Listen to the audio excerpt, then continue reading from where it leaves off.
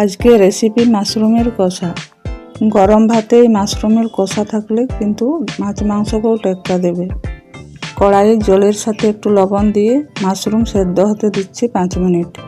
তারপর কড়াইতে তেল গরম করে কালো জিরা ফোড়ন দিয়ে পেঁয়াজ লাল লাল করে ভেজে নেব।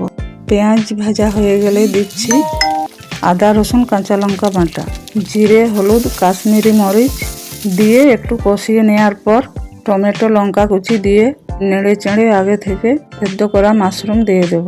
আবার একটু ভালোভাবে কষিয়ে নিয়ে স্বাদ মতো লবণ ও জল দিয়ে একটু ঢেকে দেব।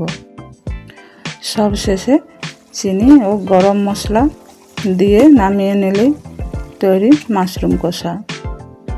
আপনারাও বাড়িতে তৈরি করে দেখুন। এই রেসিপিটি ভালো লাগলে কমেন্ট করে জানাবেন কেমন হয়েছে।